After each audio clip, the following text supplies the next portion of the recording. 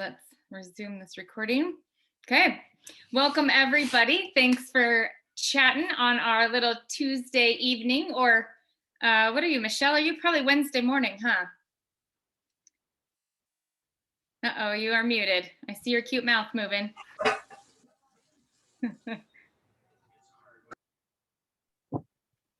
It's Wednesday midday here. Wednesday midday. Okay, it's crazy how far apart it is, even though I'm seeing you right now in Tuesday night. So it's crazy. So greetings from Australia. Thanks for joining us. And okay, here we go into, I would love to just have a chat session, but y'all make me stick to my 30 minutes. So we better get this rolling. Welcome to week 4. Congratulations to all of you for making it this far. I know it's been a little bit hard. It's been a little bit crazy at times, and there have been a lot of assignments and a lot of working together and a lot of things to do, but it's showing in your results. You guys are rocking it. You are being paid at title. You are getting good PRV. I've seen even a handful of you sponsoring new team members. And anyway, I just love seeing the momentum that comes from even just having a goal and seeing people doing things. You know, it's energy is contagious, and momentum is contagious. And so you all being kind of a part of the energy momentum together helps inspire more. So way to go. Hopefully you all had fun doing your assignments from last week. Did all of you do your gratitude at night? How did that go? Is that something you normally do, or was that something you had to add in? I would do it, but I wouldn't write it down. So now I'm writing it down. Good. Well, it's good. You know, it's the first good step to at least think of those things. But yeah, I think there's power in writing it down. Michelle, how did you feel it went for you? You said it wasn't something you usually did. Oh, you're muted again, sweets. There you go. I keep muting myself so I don't get any background noise. But yeah, no, I don't normally do it. So yeah, it was good. Good. Well, hopefully it's something that, it was only an assignment for just this last week, but hopefully that's something that we can take with us going forward. I'm kind of a stop, go, because I love doing it and I love the effect that it has on my life, but I don't remember to do it forever. So I'll do really well and I'll do it for a month or two, and then I'll forget a night or two, and then it goes off the wayside. So, you know, hopefully that's something, even if it's just what went well in my life today, or what was I happy about today, even if it was a horrible day, there's always something. So anyway, I find that it really does help me kind of reframe my life and what's going on, if I can look for the good and be grateful. So, okay, so chapter 3, you guys also did some referral cards and thinking of, what else did we do? Yeah.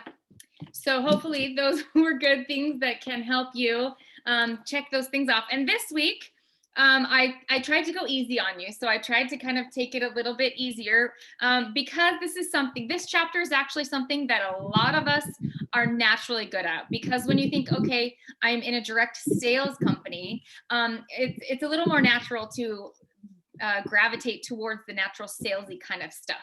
So this chapter is promoting products. And then I wrote in my little book in the parentheses, I wrote to find recruits. So for me, the best thing about selling and looking to promote your products and getting your name out there is because it's an avenue for growing your team and for helping attract new team members to come and want to join with you. Because if you sell even $100 worth today, you'll get that money today.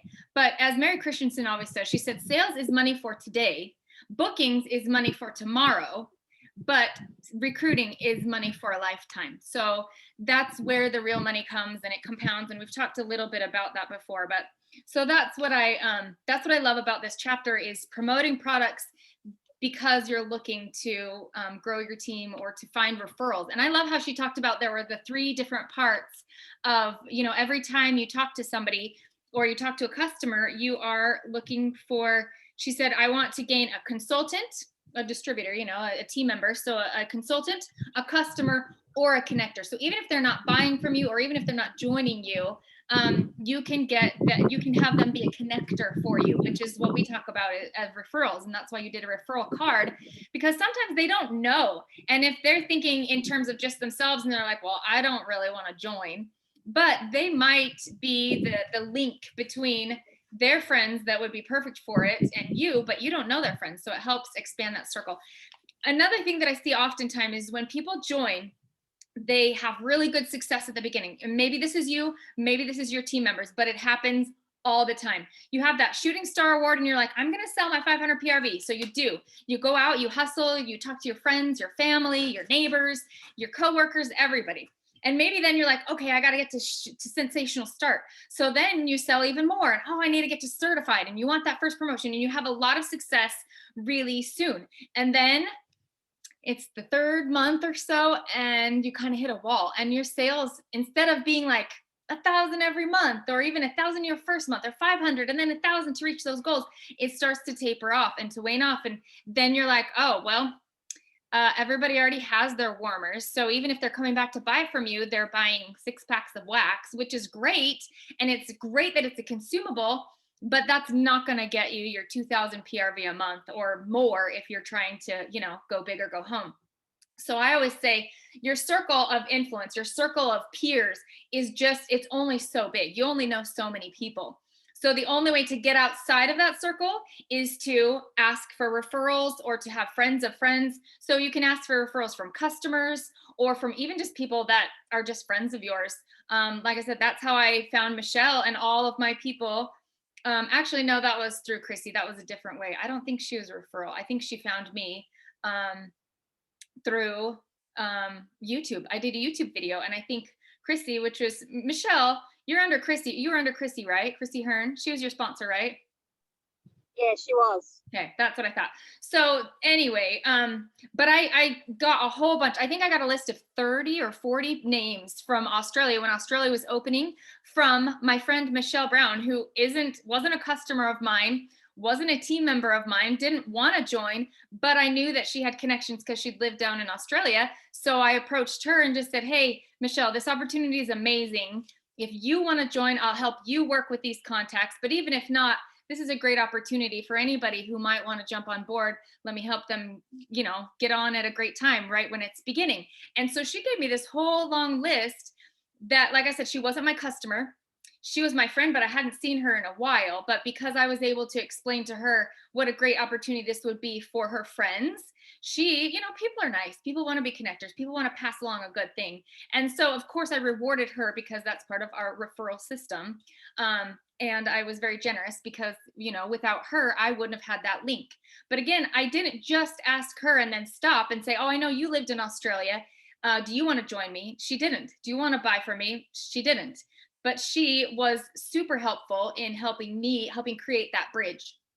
So that's what I love about the idea of referrals. So don't think about referrals just for, you know, that's the brag tag idea. That's why I had you make that, is if you can print that off or send that with your products or whatever, everybody wants a product referral. Everybody wants a personal recommendation to say, oh, I've tried this mascara and my eyelashes are so long and conditioned, whatever it is. Or, oh man, I tried this shampoo and my hair got super dry. Don't try it. Everybody wants a personal experience and a personal recommendation. So that she also talks in here about how we need to be the best customers of ourselves. How in the world are you going to talk about our laundry liquid if you've never used it? How are you going to talk about all the different uses for our Scentsy Fresh if you don't have any experience with it? How are you going to talk about how to clean your diffuser if you don't have one? So I love how she talked about we really truly need to know all of our products and be our best customer. That doesn't mean that you need to spend family money on Scentsy. Orville always says, spend Scentsy money on family, not family money on Scentsy. So if you don't have money to buy all of our products or to buy, you know, however much all at once, don't do it all at once. Gather your own orders, and we get host rewards. We get to double dip, if you will. We get the paycheck and we get the host rewards. So every time, like Monique was saying, she was just telling us just a little while ago how she always has a catch-all party. That just means you always have a party open on your website so that and you teach your customers that if they're ever going to buy, make sure they're buying through that link. You can, advertise it as, something, whatever you want to do. But make sure if they're buying, they're always buying through that link. Or if you're purchasing, you're always purchasing and gathering it and collecting it, getting at least a minimum party, because then you can get host rewards, you can get discounted shipping, and you always have that host kit. So you're always able to be looking for ways to join. A lot of times my people don't even want to buy the host kit. They want the greater value. So they'll even be like, no, I want to join for the 99 anyway, but then they'll still get the flipping. You can still flip a $99 kit. You just have to contact, or 99 in the US. I know it's more than that for you in Australia and region 2 and 3, but the basic kit cost, the real one, you just have to have consultant support flip those orders for you. But so I really like how she talks about, like we've talked about, how your big money comes from growing a team. Because if you think about it, it's like a linear equation. It's 1 + 1 = 2. So you sell $50 worth, you make your 25 to 30% off commission, and that's your commission. So the more you sell, the more you make, and that's beautiful. So if you're selling, $200 a month, this is how much you're getting paid. If you bump that up to 500, then look, you're making more, but it's still straight across. If you sell 2,000 a month, you're still way up here, but it's still 1 + 1 = 2. It's directly related. If you want to make that grow exponentially to where you're selling 2,000 a month, but you're making way more than that 20 to 30% commission, that comes from the power of multiplying and growing your team. Like I've said before, there's no way that you can make the big bucks by selling alone. You just can't get there. Or even by carrying the bulk of your team and trying to get paid at title, but you're the one doing the most of the selling. That's great and it'll work. But one, it's not very sustainable. And two, you're not going to be maximizing your opportunity. To maximize the compensation plan, you need to be finding people and helping train them and motivate them to sell and to grow and to sponsor themselves. Because again, you want that. She talks about it like a franchise. So you don't want to just own one location, one store. You want to own the whole franchise. So if you own one McDonald's location, you can make everything that they sell. And the more you sell at that one location, the more you can make. But if you own all of the McDonald's franchises, then you're getting the royalties from all of your little satellite franchise companies. That's kind of like what we get to do with direct sales.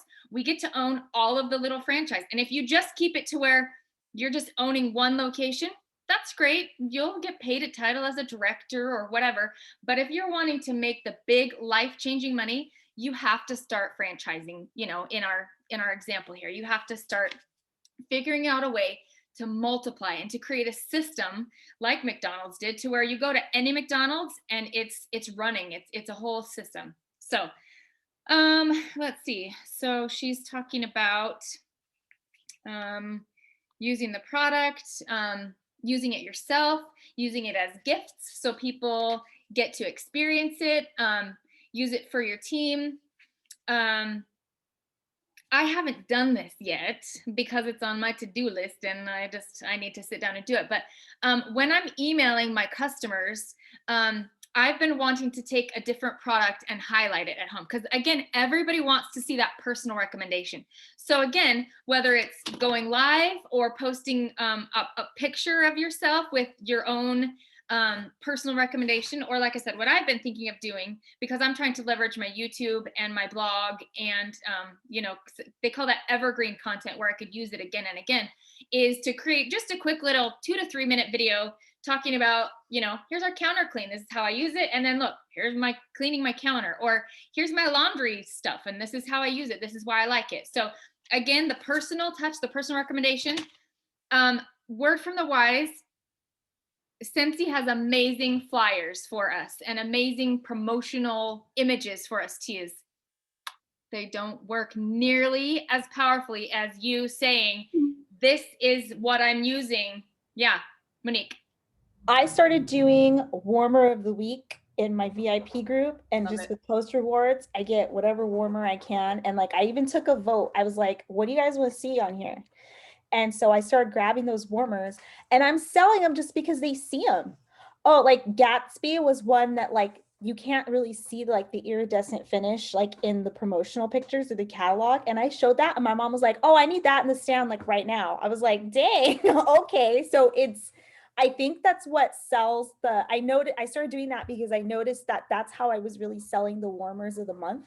Because I would get the kit and then I'd show the warmer like a week before the end of the month.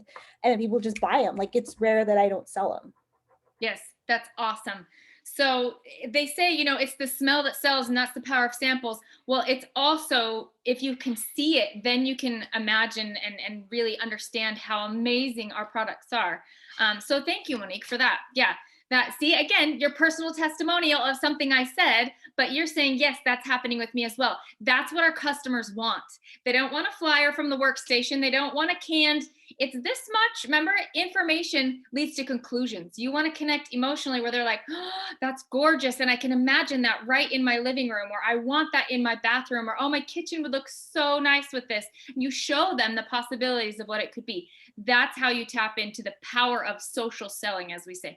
That's why they have famous people that they have to pay a lot of money for Nike shoes to be showing, some famous basketball player dunking, because he's personally endorsing it. We need to personally endorse all that we're doing, whether it's the opportunity. That's the same way that you prospect and recruit. And we're going to talk about that more next week. But again, showing what it does for your life, how fun it is, how good it smells, how much it makes you feel like you've spring cleaned even when you didn't, whatever it is, it's that personal connection that really truly will connect them to you as the brand, as well as to your product, so they can imagine and see themselves using it and how their life will be better because of it too.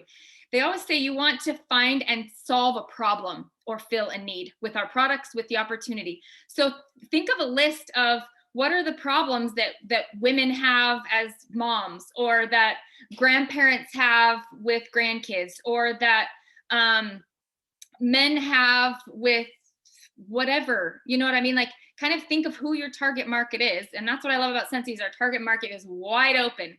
It's not just one little teeny demographic. It can be any age, any gender, any race, any demographic. And think about what, how you could solve their problem. Maybe it's with their pets, that they want to have a yummy smelling pet, but they can't wash them that often. Well, we have a solution for that. Maybe it, so think of what problem is it that our products can help fix or find a solution for. And if you kind of wrap your mind around promoting products that way, it will be really, really, really, really powerful. So does anybody else have anything? It looks like y'all want to talk and I want to hear. So does anybody else have anything that you want to share? Yeah, Monique. This is kind of gross, but it's real life. When COVID first hit, I had a few customers tell me, what can you sell me? Because I'm tired of smelling my husband's gas, because I'm stuck with my husband. And so then I started telling people that just to be funny. And then they're like, oh my God, I have that problem too. Like, oh, my sons, or like, oh my God, we're all inside the house, like, help me. And then it became easy to sell it, which it's like, it's gross, but it's funny. So just why not use it? Yeah, good, because there was a real problem and you helped fix that, whatever it is. So good. Especially when we are promoting the opportunity, that's a really, really powerful way. What are the problems? What are the pain points? Oh, you have your kids' soccer coming up and, that's stretching your budget a little, or your kids are home on spring break this week. If you hear it's noisy in the back, yeah, they're always home at this time of night, but it's spring break, so they're just way more wild than normal. If you want to be home with your kids for spring break or whatever, those are pain points that our opportunity or our product or our whatever, our lifestyle can help fix. So good.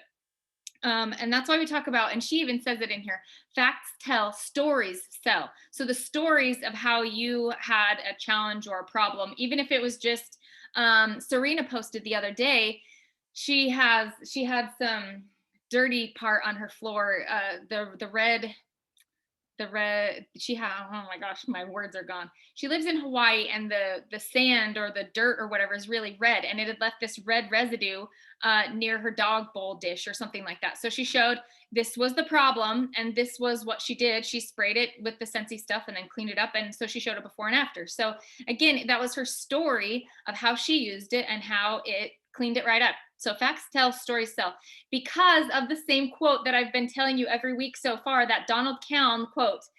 that emotion leads to action, where information leads to conclusions. We need to be not just saying it's this much per bottle, you can get this many cleanings out of it, it lasts this many hours. That's all up here. You need to connect it to the stories, the emotions of your home will feel like a haven. Even if you can't go out because of quarantine, you can make it feel like springtime or whatever it is. We need to be connecting down here, not just up here.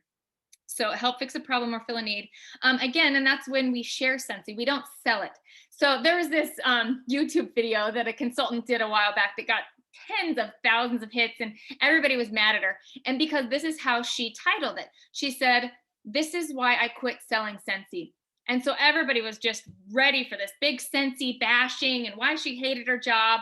Well, and then they were mad because her video was basically just, well, I didn't stop my business. I just quit selling it because now I'm sharing. So, it was semantics, but, so it was, I just thought it was kind of funny, but it did. Everyone was just like, "Ooh, I'm here for the juice." And then it was just, just a funny way of, again, just everybody wants that personal recommendation, either why you started or why you quit or what your personal experience was. So anyway, when you're thinking of those things, like I said, everybody wants to know what your experience is, not just corporate. They aren't in it for just corporate. They're in it for you and your personal brand. So, yeah, you guys know all about that. Use your products so you can endorse them. Also, you need to have products for borrow bags. So even if they're your own personal products, and I don't know, I haven't been able to do many of these because of COVID and quarantine and germs and weird stuff. But usually I like to do borrow bags where I put it all in a bag or a basket or something, and I let them use the hand lotion or the soap and the laundry to do their own laundry. They're borrowing my stuff or even my stuff that I have kind of for samples. And then I let them actually use the product and so instead of giving them a sample, I give them the full size bottles and they get to use it. I had like a cleaning borrow bag where it was basically all the stuff that you'd buy in a cleaning kit, but I let them try it first because I basically didn't want to make a bunch of samples and I want them to use it as if they were going to use it. They borrow it for a day or two, they give it back, and they always want to buy it because it's amazing. But again, if I didn't have those products, then you can't make samples, you can't let people borrow it for borrow bags, and you can't use it yourself to be able to even make a video about it or make a post about it or take a picture with your face by it, which again, those are so much more powerful at helping you to promote your products. Okay, and now we're going to talk just really quickly about your bucket of sales and customers. So we talked about how you can make more money if you are exponentially growing by tapping into that power of having a team, but also you have a requirement always to be selling at least 500 and preferably in that 2,000 range so that you can be getting in front of more customers. Because if you have 2,000 PRV worth of customers, that's all that many more connections that we can make our circle get bigger and bigger and bigger. So it's always better. So even though you're going to make a lot more money than just selling through that exponential, you still need to be able to keep that bucket full. So that's what I love about how she talks in here about taking care of your customers. And her little phrase that I learned a long time ago that I love is treat them like royalty and they will give you loyalty. Basically, take care of them and they will stay with you. We don't own our customers. If you are giving great customer service and my customers decide to go to you, that's totally their right. You didn't steal them from me. You just took better care of them than I did. So having said that, if I'm really taking care of my customers, they're not going to be looking anywhere else. They're not going to go anywhere else because then they will be connected to me and they will give me loyalty. And she gives a lot of good ways to do that. But the idea is the bucket. If you think of, there was a song from like a nursery rhyme thing when I was growing up, there's a hole in the bucket, dear Liza, and they talk about there's a hole in the bucket, dear Liza, a hole. Then they say, then fix it, dear Willie. So basically, if there's a bucket and you're putting water into it, but there's a hole in the bottom of the bucket, you're not going to fill up that bucket with water very easily, no matter how much water you're bringing in.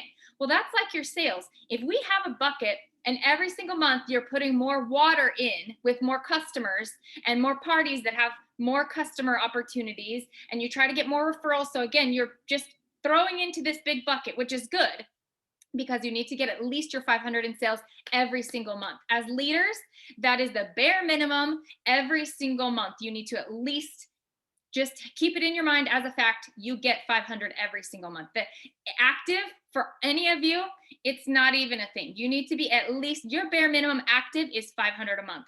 Then on top of that, like I said, we should all be aiming for 2,000, but 500 is bare minimum. So how do you do that? If your bucket has a hole in it, that means every single month you're putting more in, but it's going right out. So you are having to work 3 times as hard, but your bucket's not getting filled up.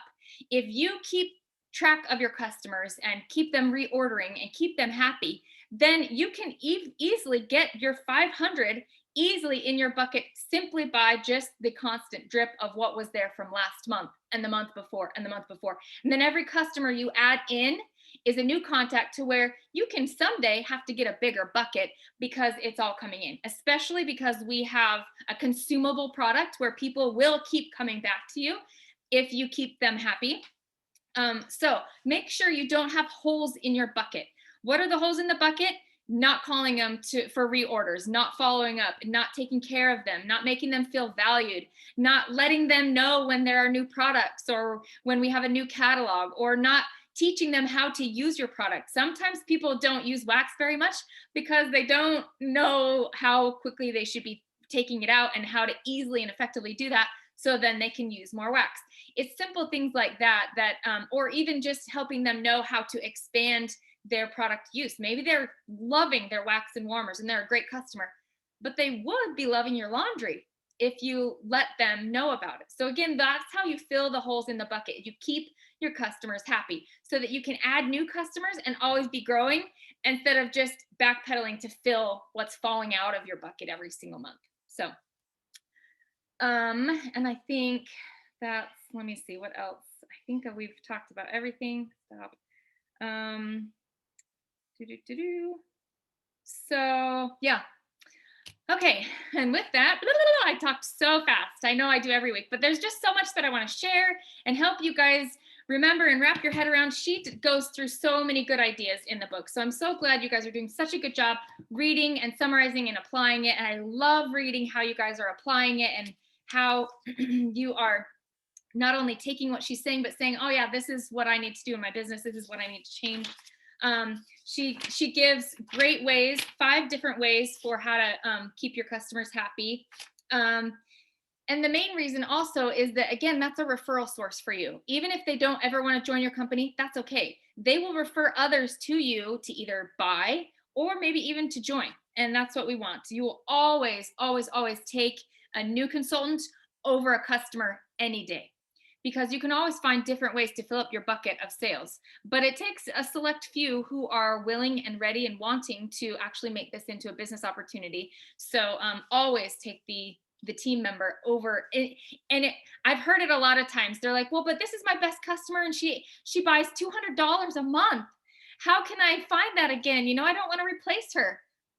Always go for the consultant opportunity over the money that you might make, because you'll always be able to find somebody else to buy. So, all right. And following up and finding ways. So use your referral cards and make sure that you're reaching out and actually asking people to send you referrals. Because like I said, they don't know that you want referrals. They're not even thinking that. They're just thinking, oh, that's a cute warmer that she just posted, or, oh, I would like to try that counter clean someday. But they're not really thinking, oh, and my friend Susie, she has a dog. She would love this too. You know what I mean? So ask for what you want, and, you know, let them know that you're going to reward them because you all made your cute little referral cards. So use them, put them to good use. So, all right. As well as the brag tags, because again, that personal recommendation is so powerful. So, okay. Anybody have any takeaways or anything that you want to add? No? Did I just spew lies? You're like, nah, that's not true. No, it's all true. It's all true. I guess one question that I'm encountering now that I'm trying to recruit more, I'm trying to get over my recruitment PTSD from my last company. What I'm getting a lot is like, well, but I can't do it like you, or like, you're just so good at it, I'm not going to be as good as you. And I'm just like, oh my God, but try it. Like, and then I just kind of like, what do I say to that? What they're really asking is, I recognize that you are doing this and you're having you are the expert. So that's good that they see you as the expert. But at the same time, what they're really asking is, can I do that? Can I be as good as you? The answer is no, but that's okay because they don't have to do it like you. They get to do it how they want to do it. So then I think maybe a question is, helping them see they get to do it however they want to do it. There's a million ways to sell Scentsy and to build your team. So then you'd say, okay, well, let's just brainstorm. Let's just throw everything out the window for a minute. And if you were to do this, how would you do it? Or what are some ways that you would be interested in? Because maybe they love fundraisers and maybe they would love to work with charitable organizations, and that could be their go-to. You don't build your business that way, but that's okay. I do not like social media. I just don't like my face in front of the world. It's not me, and that's okay. So I've built my business other ways. Of course, I have to be on social media, but I've built it other ways because I was like, I just can't be an influencer. That's not me. I'm not influencing anybody, anything. I barely show up on my feed most of the time just because it's just not me. But if that's you, great. And so I would just say, just daydream with me. Let's brainstorm just for a second. If you were to do this, or you could even ask them, what are some of your interests or hobbies or connections, or what are some of your pastimes? What are some things you like to do? And if they say, oh, I love my puppy dog, you can be like, oh, well, if you're in a pug group on Facebook, you can help all of them, use our pet products. Or you could go to the veterinarians and see if they will, put out a flyer, so help them think outside the box. That's why I decided to join, because I'm not the party queen. I'm not the social media queen, all that stuff. And so when I thought, oh man, I've got to do direct sales, how am I going to do this? The parties. But I would start thinking, and my brain would just start racing, because my mom was like, well, why don't you just run it like a business? So then I thought, okay, if I were going to run it like a business, how would I run it like a business? And how would I do it? And then they can see themselves doing it how they would do it. So okay. I think I would just ask, don't try to convince them, because we're not here to convince them. Yeah. And if you talk them into it, they'll talk themselves out of it. But sometimes if we can help them kind of take off that fear jacket for a second, put it over here, and let's just pretend, what if you were to do it? How would you start? Where would you go? What would you do? And then they'll be like, then that'll just get their little wheels rolling, and they'll be like, oh yeah. And then they'll not be able to sleep like me for a couple nights, because they're, oh, well, I could do that. Or, oh, well, I have my cousin in Michigan. His wife would probably host a basket party for me. And that's literally why I joined, because I came up with enough avenues for myself before I joined. Okay, I would try this. I would try this. I didn't know if they would work, but at least I had options and I could see how I could start. Mm-hmm. That then I was like, okay. Even then I was like, okay, I've got to make sure that I sell 500 PRV in my first month, because that'll pay back my startup kit. In case I hate it, then I can walk away. And that was enough to be like, okay, this isn't high pressure. I don't have to make it big. I'll just give it a try. And then if I really don't like it, or I'm not any good at it all, it's okay. I can walk away, So I think if we kind of help take that pressure and that fear off of, oh, and I never lead with, I stay home and make enough money to, provide for my family. I never talk about that. I talk about, how great would it be if you could pay for some diapers? Or I remember when I needed to pay for soccer practice, and I just was hard, start small, because it's overwhelming and nobody's really thinking, even me, and I was business minded, you gotta just take it little teeny bit, or else it feels really overwhelming. And then they will grow into that. Oh, and we can help them see the opportunity as it gets bigger. But at the beginning, if it's too much, if it's too scary, I just wanted a cheap warmer, and now I'm here. Exactly. You just wanted a warmer. Then you're like, oh, and here I am, So yeah, great. Okay, thanks, Monique. You've got some good insights and good questions as always. Okay, anybody have anything else you want to add or ask really quick before we hop off?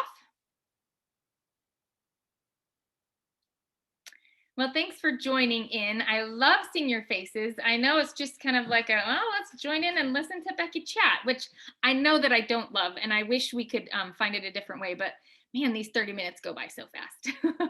And there's just so many good principles that I want to share with you, and this is my favorite way to do it, because you guys are the rock and rollers. You guys are the ones really making it happen. And I'm so proud of you.